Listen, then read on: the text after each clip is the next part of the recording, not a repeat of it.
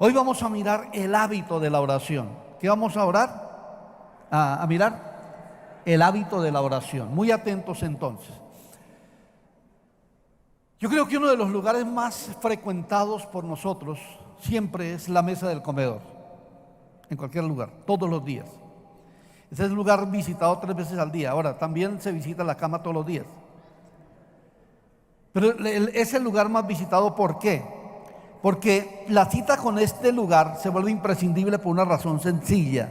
El cuerpo no va a resistir sin visitar el comedor, a menos que se esté en ayuno y oración, que de ahí viene la fortaleza del Señor. Pero el cuerpo no puede estar sin visitar este lugar, porque se debilitaría, no resistiría. Y entonces el cuerpo débil nada puede hacer. No habría fuerzas para trabajar, no habría fuerzas para pensar, para orar, para todo esto. Es decir, el cuerpo necesita alimento.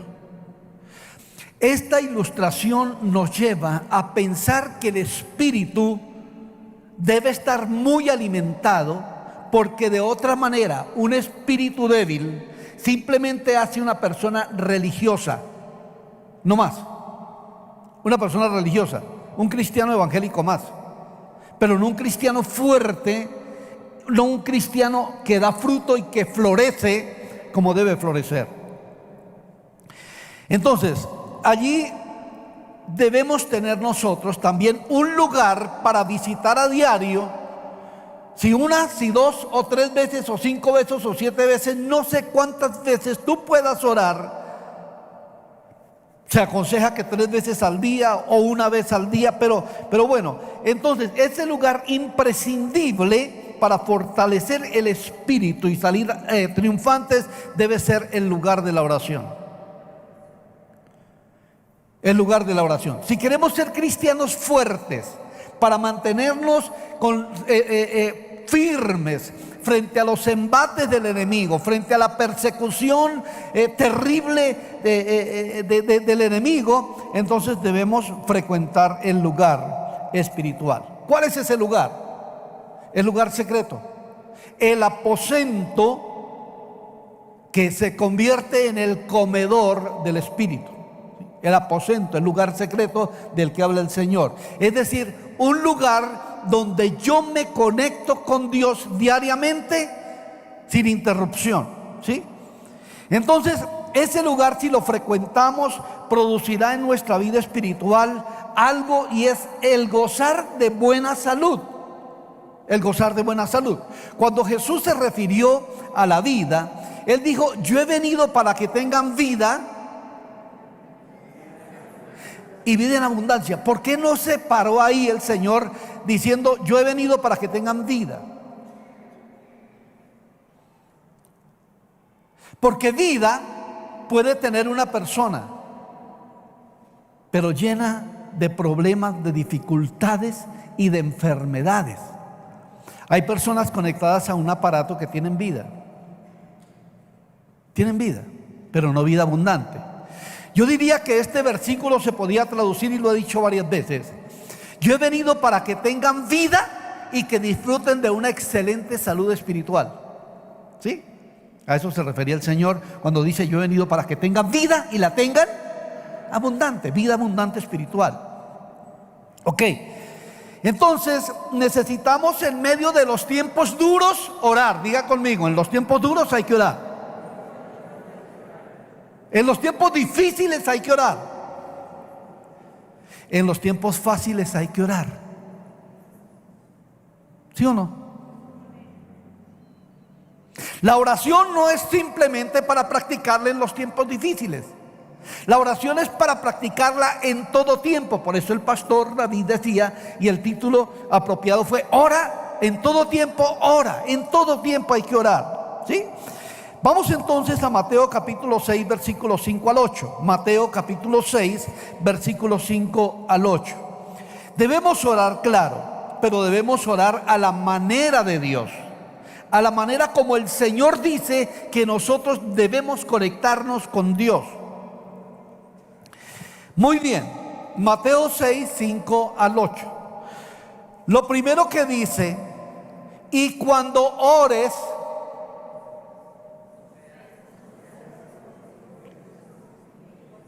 Cuando ores nos está indicando una práctica continua, ¿sí? Y cuando ores, no seas como los hipócritas, porque ellos aman el orar en pie en las sinagogas y en las esquinas de las calles para ser vistos de los hombres. De cierto os digo que ya tienen su recompensa. Mas tú cuando ores, no dice mas tú cuando sientas orar, o no dice mas tú cuando de pronto ores, sino cuando ores indica que hay un hábito formado en cada persona. Mas tú cuando ores, entra en tu aposento, escucha, y cerrada la puerta, ora a tu Padre que está en secreto, y tu Padre que ve en lo secreto te recompensará en público.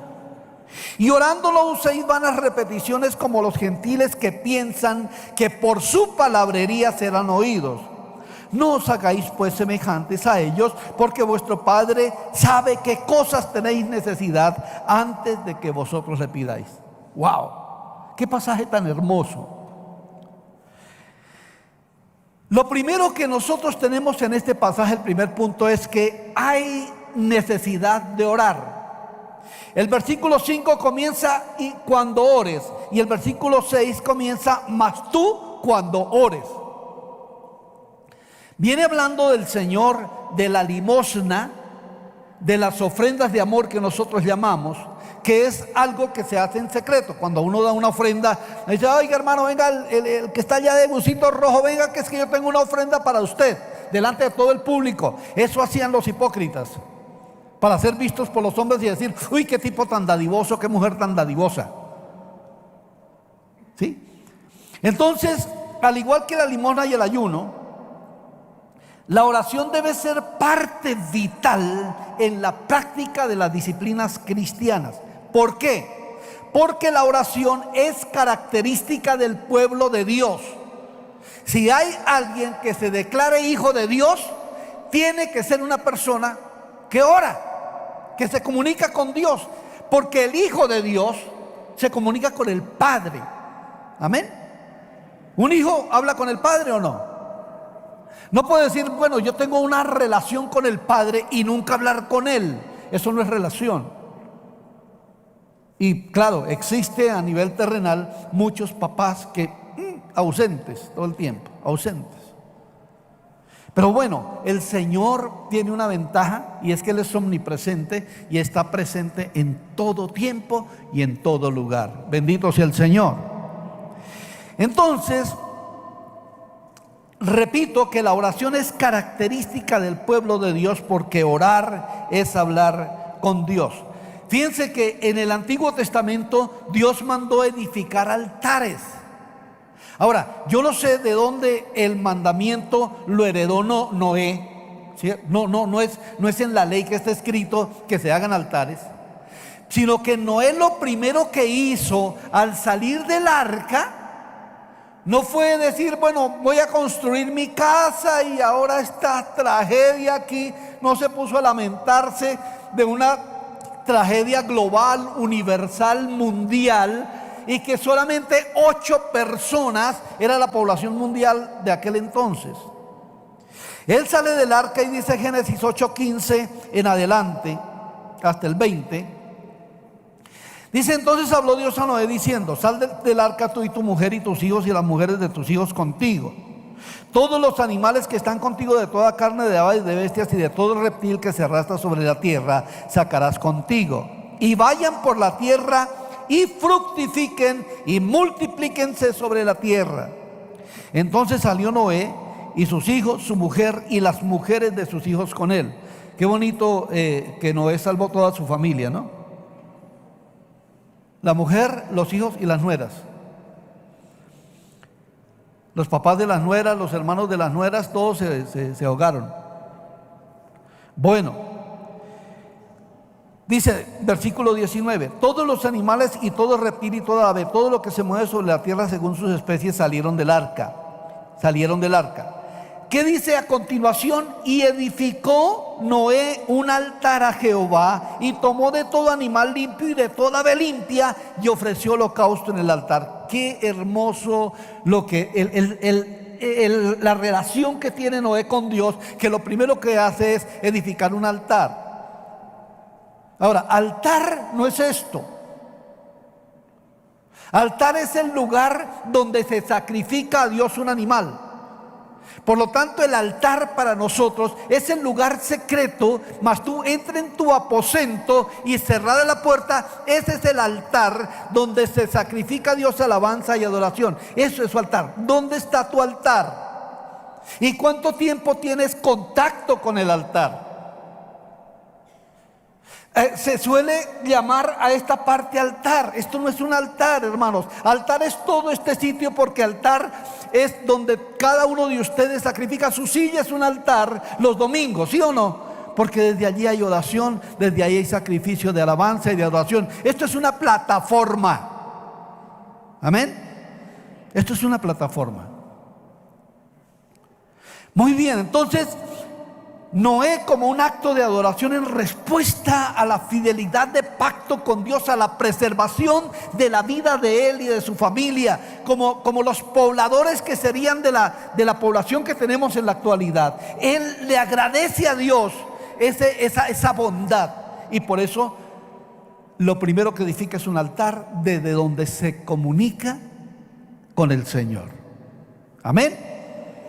También Abraham, después de haber dejado Ur de los caldeos, Dios quiere hacer de Abraham una nación especial, una nación cuyo gobierno sea un gobierno teocrático, un gobierno de Dios. Y cuando sale de Mesopotamia, allá de Ur de los caldeos, llega a la tierra de Canaán. Y mire lo que hace. Génesis capítulo 12, versículo 5 dice: tomó pues Abraham a Sarai su mujer, y a Lot hijo de su hermano, y todos sus bienes que había ganado, y las personas que habían adquirido en Harán, y salieron para ir a tierra de Canaán, y a tierra de Canaán llegaron. Y pasó Abraham por aquella tierra hasta el lugar de Siquem, hasta el encino de More, y el cananeo estaba entonces en la tierra. Apareció Jehová a Abraham y le dijo: a tu descendencia daré esta tierra. Y edificó allí un altar a Jehová, quien le había aparecido. Gloria a Dios. ¿Edificó qué? Un altar. El primer altar que se edificaba, el primer altar a Dios, al verdadero Dios, porque Canaán era una tierra demasiado idólatra, demasiado perversa en todo su esplendor. Allí se practicaba el bestialismo, se practicaba, mis hermanos, toda clase de corrupción sexual. Había incesto, había toda clase de maldad y perversidad en Canaán, y por eso Dios destruye esas ciudades y esa tierra. Este altar se convierte en un altar histórico porque fue el primer altar edificado en esa tierra. Pero además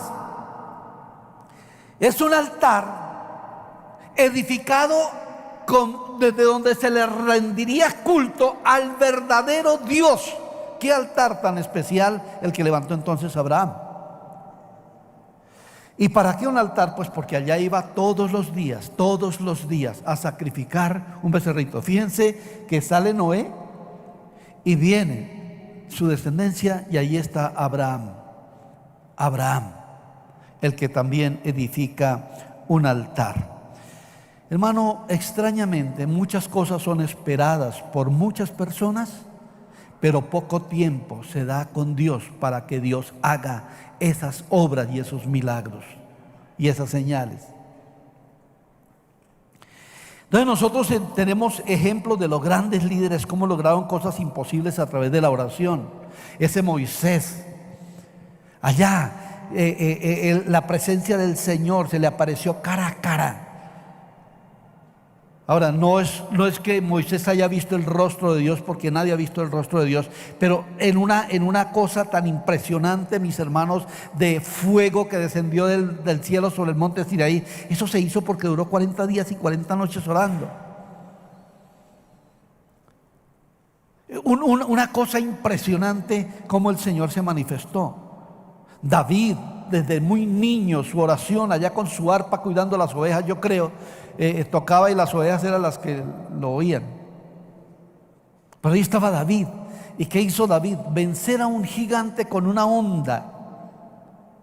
Era totalmente imposible que un niño se enfrentara a semejante tipo, que no hay hombre. El récord Guinness que estaba hace poquito era un señor por allá de Uzbekistán, algo así, de 2,52 de alto, pero con unas incomodidades increíbles y unas enfermedades terribles, y murió a los 52 años, no duró mucho. Pero es que Goliat medía 2,93 y era un tipo musculoso, un tipo de guerra, descendiente de los gigantes. Pero la oración puede lo que el hombre no puede. La oración hace lo que nosotros no podemos hacer, porque la oración hace que Dios haga. Amén. Entonces, como necesitamos, hermanos queridos, lograr muchas cosas, ¿cuántos creen que Colombia puede cambiar? Claro, pero tenemos que orar por Colombia. Debemos tener una carga inmensa por este país y llevarla todos los días a la presencia del Señor allá en el aposento, en el lugar secreto, y orar por Colombia, para que Colombia cambie. Entonces, todas estas cosas hacen que la oración se convierta en un hábito. Amén, en un hábito. ¿Cuántos se sienten cómodos cuando se levantan y no se lavan los dientes? Tienen que levantarse y lavarse los dientes. Es un hábito. Bañarse es un hábito. Entonces, hermanos, estos son hábitos en favor del cuerpo. Debemos generar hábitos en favor del espíritu para fortalecerlo y vivir realmente fortalecidos, de tal manera que nada nos saque del camino. Yo estoy leyendo, en este tiempo estoy leyendo Job. Y ese hombre tenía una convicción impresionante de lo que Dios era, y nunca, a pesar de su dolor, es que uno dice Job fue el que sufrió, pero no, él dice, mire, que gusanos son su cama, es decir, su cuerpo estaba llagado y engusanado y hediondo. Estaba flacuchento, estaba que sus huesos se le veían. La fiebre lo consumía, es decir, tantas cosas, y él siempre dice, ay Dios, yo no te entiendo, pero tampoco nunca atribuyó a Dios despropósito alguno, dice la Biblia. Qué increíble, eso es ser un verdadero cristiano. Entonces, según el libro de Daniel, su práctica de oración eran 3 veces al día. Daniel 6:10 dice, cuando Daniel supo que el edicto había sido firmado, el edicto de que cualquiera que levantara oración a cualquier dios en el término de 30 días fuera echado en el foso de los leones. Pero como Daniel tenía un hábito de oración, dijo, esa sentencia de muerte no puede hacer que mi hábito de oración cese. Entonces dice así, cuando Daniel supo que el edicto había sido firmado, entró en su casa y, abiertas las ventanas de su cámara que daban hacia Jerusalén, se arrodillaba, ¿cuántas veces? 3 veces al día, y oraba y daba gracias delante de su Dios como lo solía hacer antes. ¡Wow! La amenaza no le echó abajo su hábito de oración, y era amenaza de muerte. Cualquiera que orara a cualquier dios y no al rey Darío, ¿sí?, fuera echado en el foso de los leones. Pero Daniel dijo, vayan allá a su edicto, y yo no sé si es una forma, digamos, un poco atrevida y desafiante. Él abre las ventanas y él se arrodilla hacia Jerusalén, donde estaba supuestamente el templo de Dios, pero que había sido destruido. Pero hacia allá ora, a la ciudad escogida para la presencia de Dios, y hacia allá ora 3 veces al día. Es decir, ni siquiera duró un día, sino 3 veces al día. Ni siquiera desmejoró su oración en una vez al día para decir, es que Daniel por miedo no oraba sino 2 veces. O de pronto podría decir, es que no oraba sino una sola vez. No, quedó registrado 3 veces al día y afirma el hábito cuando dice, como lo solía hacer antes. ¿Cuántas veces ora usted al día y cuánto tiempo ora y de qué calidad es su oración? 3 cosas que se debe responder. ¿Cuánto tiempo? ¿En dónde? ¿Y qué calidad de oración tiene? Su oración es de calidad, de derramar su corazón delante de Dios. Entonces David también escribe en el Salmo 55:17, escúchenme bien, el Salmo 55:17 es la narración del sufrimiento de David por la amenaza que tenía de su hijo Absalón, que lo estaba persiguiendo para matarlo. Eso escribe el Salmo 55 y de eso se trata. Pero en el Salmo 55 dice, tarde y mañana y a mediodía oraré y clamaré y Él oirá mi voz. Wow, tarde, mañana y a mediodía. ¿Por qué se dice o se aconseja que nosotros debemos orar por lo menos 1 hora diaria? 1 hora diaria. Si nosotros supiéramos distribuir el tiempo, oraríamos 20 minuticos en la mañana. En medio de tanto que hacer, reposaríamos allí en el lugar secreto, en el aposento, orando al Señor en secreto. 20 minuticos al mediodía y 20 minutos en la noche, cuando ya ha pasado todo esto. Y así, hermanos, no podíamos decir, es que yo no puedo orar 1 hora, porque es que 1 hora, ¿a qué hora saco 1 hora? Pero si distribuimos el tiempo, podemos decir, qué bonito orar 20 minutos en la mañana, 20 al mediodía, 20 en la tarde, o orar, digamos, en la noche, la hora, pero al menos orar 1 hora y estar con Dios, con su palabra. Pero David lo hacía, y lo hacía en una terrible tribulación, y su tribulación no le impedía que 3 veces al día también orara. Qué bonito esto, ¿cierto? ¿Están aprendiendo algo? La oración, mis hermanos, no es una sugerencia religiosa para ser aceptada o rechazada. La oración es un mandato que debe cumplirse, así como se cumplen todos los mandatos, hermanos queridos, de la Biblia. Debe cumplirse el mandato de orar sin cesar. Hay que orar, orar y seguir orando, como predicaba el pastor David hace 8 días. Y entonces aquí entra otro puntico, y es que la oración debe hacerse escrituralmente. Podríamos hablar y tener muchos cultos hablando sobre la oración. ¿Cuáles son las partes de la oración? Que son básicamente 7: adoración, alabanza, intercesión, acción de gracias, peticiones, confesiones y bueno, hay alguna otra que se me fue. Pero bueno, hacerse escrituralmente, ¿qué dice la Biblia? ¿O qué quiero decir con hacerse escrituralmente? Primero, que hay una oración hipócrita, ¿sí? Y esa no es escritural. Y la oración hipócrita es la que hacen los gentiles para ser vistos por los hombres. En otras palabras, aquí en el culto nosotros podemos demostrar nuestro amor, nuestra pasión por el Señor, danzar, desinhibirnos de todo lo que en la casa no podemos hacer. Eso es la celebración. Pero allá, en la parte secreta, nosotros podemos decir, aquí estamos. Pero si nosotros venimos aquí a celebrar, no es para que nos vean los hermanos, es para que nos vea Dios. Alguna vez me pregunté quién califica el culto. Algunos hermanos que no vienen al culto dicen, ¿cómo estuvo el culto?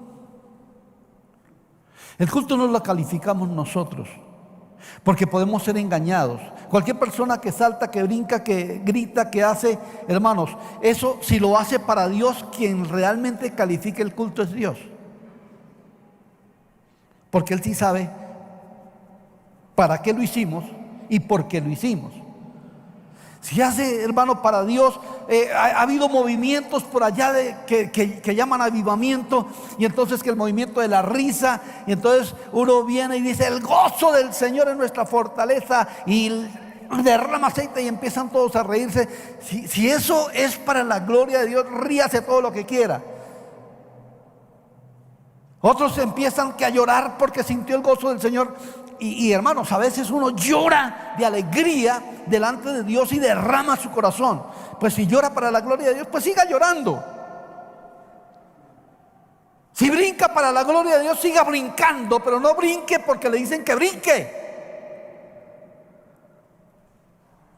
Pero allá en nuestro lugar secreto también podemos brincar, también podemos orar, también podemos decir, pero no, hermano, para que nos oiga el vecino o para que nos oigan en la casa que nosotros oramos. No, esa es la oración del hipócrita que dice que tiene que ser visto para ser vistos por los hombres, y esa es su recompensa. La recompensa es que digan: ay, ese señor cómo ora de bonito, ay, tan consagrado o tan consagrada. Esa es la recompensa. Pero de ahí, ¿qué más? Recompensa allá arriba no hay. La recompensa fue solamente o meramente terrenal. La admiración de la gente fue su recompensa, pero eso no tiene valor eterno. ¿Para qué?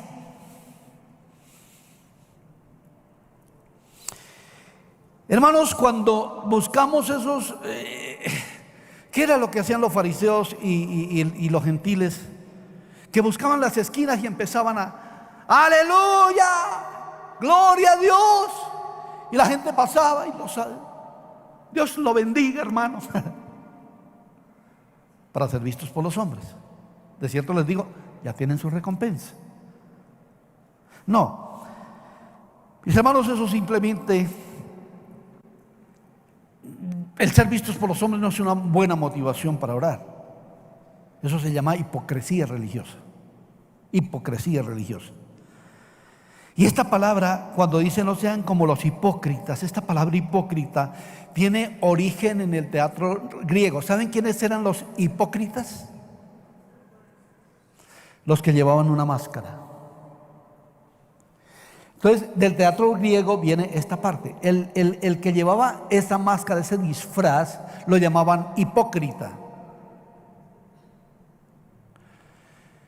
Y entonces dice: no sean como los hipócritas, que no muestran la autenticidad de lo que son, porque están escondidos bajo una máscara, y esa máscara puede ser una máscara religiosa. ¿Estoy siendo como duro?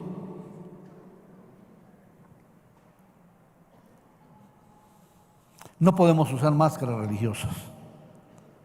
No podemos hacer la oración hipócrita, porque la oración hipócrita es la que hace una persona no regenerada, que se engaña a sí mismo.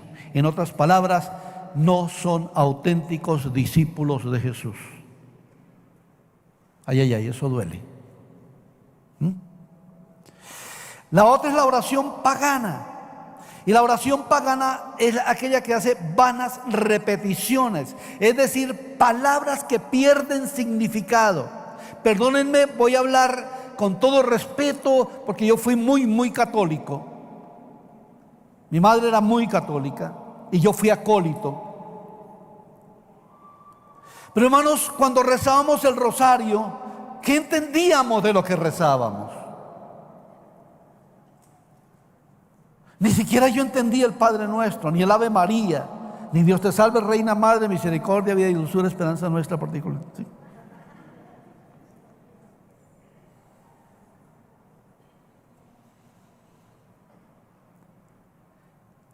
Cuando las palabras salen de un corazón que es un corazón pagano, simplemente tienen, digamos, un valor para uno, pero no para Dios. El gloria a Dios debe convertirse en algo con valor. El aleluya debe darse con todo el corazón y no simplemente por una costumbre religiosa, sino que ese aleluya debe salir y brotar del corazón. Gloria a Dios, poderoso eres tú, Señor. Qué bonito es esto, ¿cierto? Y no vanas repeticiones, perdónenme, pero muchas repeticiones y gloria a Dios, el amén, el gloria al Padre, una cantidad de dichos religiosos se han acomodado en la iglesia cristiana evangélica. ¿Qué pierde valor cuando se dice sin significado? La oración cristiana, ¿cuál es? En lugar de las esquinas, de las calles y las sinagogas, entra en tu aposento. Es decir, un lugar secreto, adecuado y previamente seleccionado. Ahí tenemos ejemplos en la Biblia. Isaac salía al campo, por allá se iba y por allá oraba. El Señor, ¿dónde oraba? Jesús, en un monte. Dice la Biblia, siendo en Marcos 1:35, creo que es, siendo aún muy oscuro, el Señor iba al monte y allí oraba. Yo tuve la oportunidad de visitar la ciudad de Seúl. Y ellos tienen una cantidad, hay peñas de oración y hay huecos donde los hermanos se meten a orar. Y uno va recorriendo un monte y por allá ¿sí? En coreano. No, esto no era coreano. Pero uno oye todos esos murmullos y va ascendiendo y ascendiendo, y esas personas orando las 24 horas del día. Y hay varias montañas de oración y varias iglesias compraron unas montañas e hicieron cavernas de oración. Es increíble. El lugar secreto. Use su oficina, use su alcoba, use el lugar, una sala, use algún lugar. Mi esposa, cuando se fue a estudiar al instituto, compartía cuarto con unas muchachas, una compañera, una americana y la otra alemana. Y ella no podía sino, en el instituto tenían una política, y es que a las 10 en punto se apagaba la luz de todas las habitaciones. Allá hay bastantes estudiantes internos. Ella le tocaba encerrarse en su baño y orar. Ella decía, allí tenía mis tiempos con Dios. Pero el lugar secreto es ese lugar a donde usted va a encontrarse cara a cara con el Señor y todos los días. ¿Cuáles son las ventajas de desarrollar un hábito de oración? Primero, nos hace más como Jesús. Dicen los psicólogos que el esposo y la esposa, después de algunos años de estrecha relación, llegan a parecerse tanto que casi se parecen en lo físico, excepto que la señora no tiene barba. Pero los dichos, a veces el carácter, como que logran en alguna manera, ¿sí?, imitar el uno al otro y se parecen. Entonces, ¿con quién se parece uno más? Pues con quien pasa tiempo. El muchacho, cuando pasa tiempo con su papá, va a ser como su papá. ¿Queremos ser como Jesús? Pasemos tiempo como Jesús. Amén. Debemos ser como Jesús en su compasión, en su misericordia, en su carácter. Debemos ser como Jesús en su amor, en su paciencia. Refleja a Jesús. Cuando estamos por allá en lugares, Dios mío, públicos, y alguien los encuentra mal parados, la oración nos lleva a pasar tiempo con Jesús y a ser como Jesús. Seremos como Él cuando pasemos suficiente tiempo con Él, para poder lograr algún día decir, sean imitadores de mí, como dijo el apóstol Pablo, así como yo de Cristo. Amén. Los veo como meditabundos. Segunda cosa, nos lleva a contemplar la gloria de Dios. ¿Quieres contemplar la gloria de Dios? Pasa tiempo con Él. El salmista, lo que escribe en el Salmo 27, versículo 4, dice: una cosa he demandado a Jehová, esta buscaré, que esté yo en la casa de Jehová todos los días de mi vida. Escuchen, todos los días de mi vida, para contemplar la hermosura de Jehová y para inquirir en su templo. ¿Cuándo se contempla la gloria de Dios? Cuando pasamos tiempo con Él. No podemos pretender contemplar la gloria de Dios cuando oramos solamente 5 minutos diarios, y eso pidiéndole la protección del trabajo y que nos vaya bien, sin adoración, sin alabanza, sin relacionarnos con Él.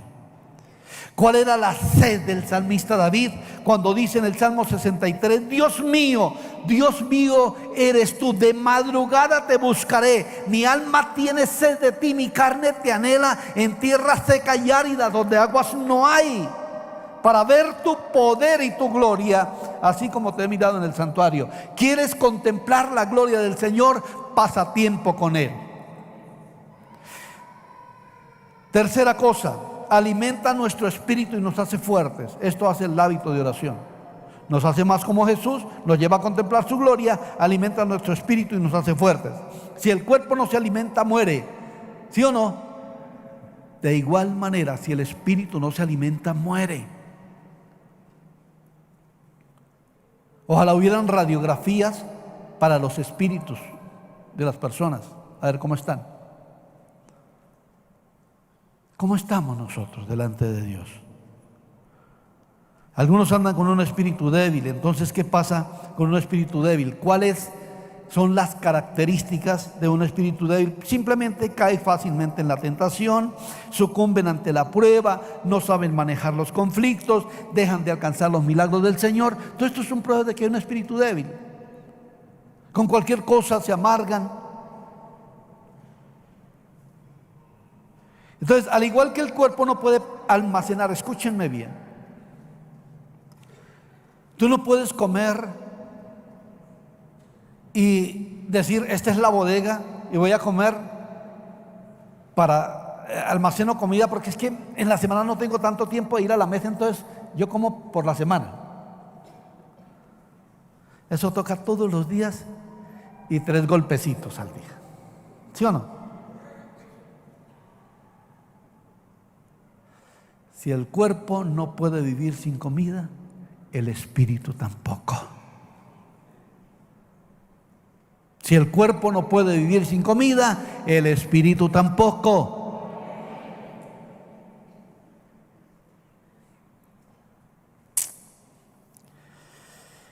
Luego, también el hábito de la oración trae un río de bendición a otros. El precioso hábito de la oración, mis hermanos, afecta a individuos. Yo soy producto de la oración de mi mamá. Hay personas que son producto de la intercesión de algún familiar, producto de la intercesión de un amigo. Pero es que esto afecta la vida de otros. La intercesión de Esteban tuvo el efecto en Pablo.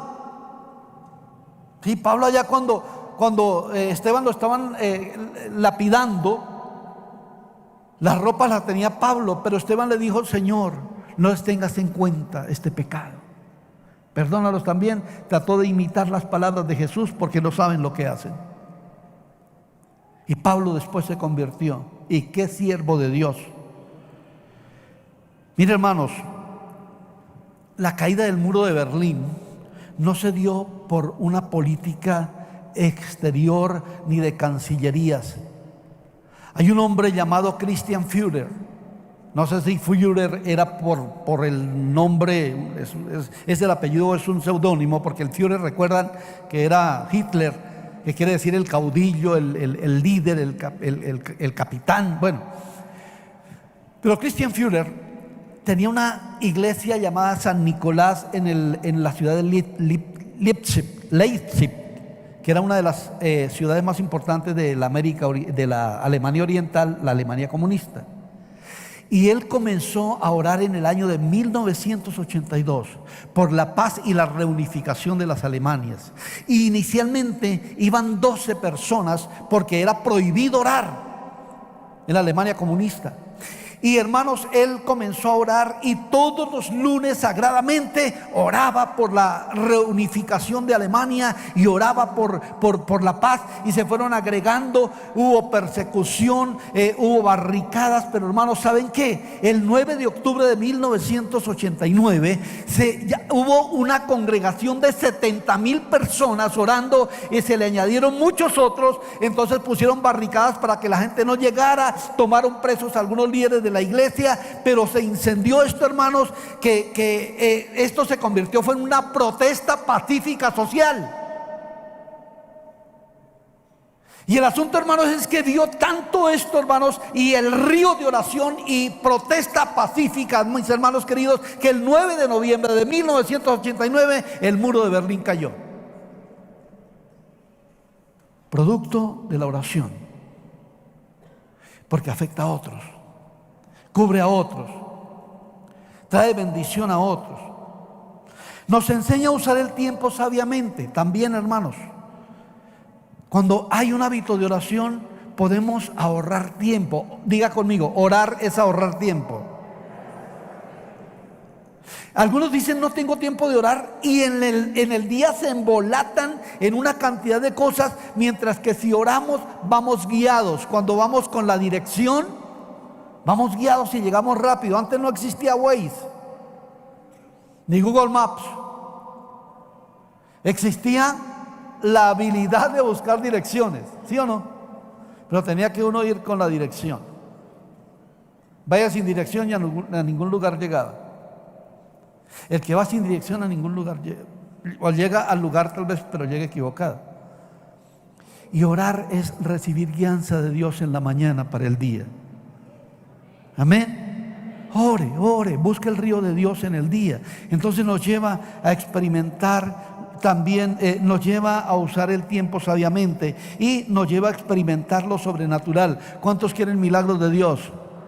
¿Cuántos quieren experimentar lo sobrenatural de Dios? Ore, busque al Señor intensamente, y seguro que vamos a tener aquellas cosas que pensamos que son inaccesibles. Clama a mí y yo te responderé y te enseñaré cosas grandes y ocultas que tú no conoces. ¿Cómo desarrollar un hábito de oración? Primero, aprenda a reconocer a Dios inmediatamente después de despertarse. Que su primer pensamiento sea Dios. Y en ese momento que reconoce a Dios, vence el espíritu de Sabanás. Levántese, arrodíllese y ore. Tire las sábanas para un lado, porque si las deja ahí con las cobijitas, ahí se queda. Reconozca al Señor en el primer pensamiento del día y búsquelo. Dedique un tiempo específico para orar durante el día. Diga: yo voy a orar entre las 10, las 10:30, entre las 12, las 12:30. Bueno, dedique esos tiempos. Yo no sé si reparta la hora entre los 20 minutos que dije, ¿sí?